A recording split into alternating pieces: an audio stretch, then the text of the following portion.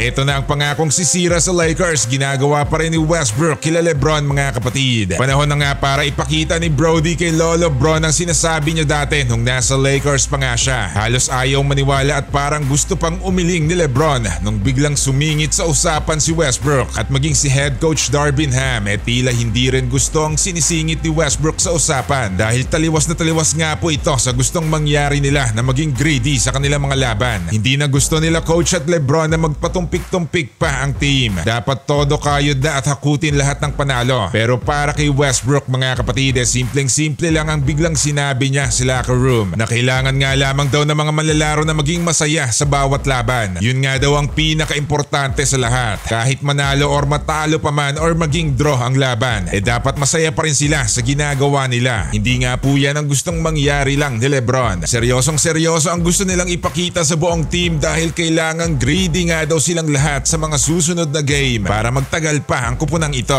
Yan nga ang nangyari kay Westbrook. Hindi nagtagal dahil bigla nga agad siyang tinanggal sa team matapos lang ng 2 season. At ang worst pa nga po dyan sa ginawa nila kay Brody ginawa nilang scapegoat dahil sa kanya lahat ng sisi kung bakit natatalo ang LA sa bawat laban. Matindi mentally ang ginawa nila kay Westbrook mga kapatid kung tutuusin. Matapos suyuin o sungkitin nila LeBron at AD sa Wizards na sumali sa kanilang team. Tapos ganito na lang nila kung itapon at sinisisi pa kung bakit nawawala ang chemistry ng buong kupunan. Kaya ang sistema mga kapatid halos hindi na gusto pang makita ni Westbrook sila LeBron kung pupwede lamang. Tila na-impluensyahan si Brody ng garbo dahil talaga naman ding napaka-competitive na manlalaro kahit pa dating kampi niya. Ayaw niyang makipagkamay o dapap. Lalo na't si LeBron pa ang gagawa sa kanya. Yan nga po ang ginawa niya sa nakaraang laban nila. Kitang-kita nga po sa mukha ni Westbrook na talagang asiwa talaga siya na makipagkamay kila LeBron kahit pa may pinagsamahan naman sila. Buti na lang walang LeBron na naglaro ngayon dahil alam na ng lahat din kung anong gagawin ni Westbrook kung lalapit si LeBron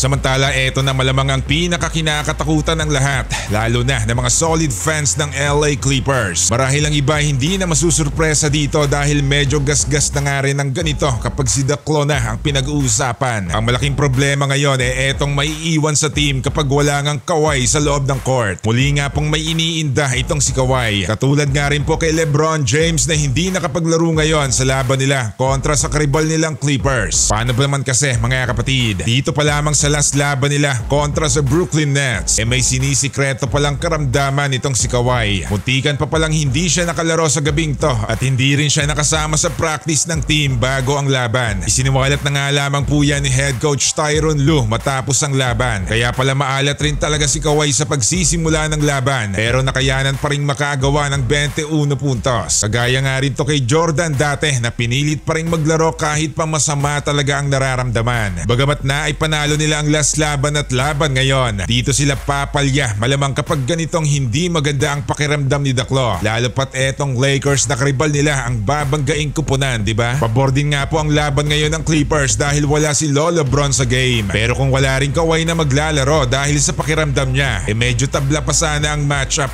Gayunpaman napakaganda ng ipinapakita ng Clippers. Maraming ang nagulantang dahil mabilis lang nila nakuha ang chemistry. Tila pasok na pasok ang bawat manlalaro sa sistema na ginagawa ni Coach Lue. Tignan na lang natin kung hanggang saan naabot ang bagong buo na kupunan ng Clippers.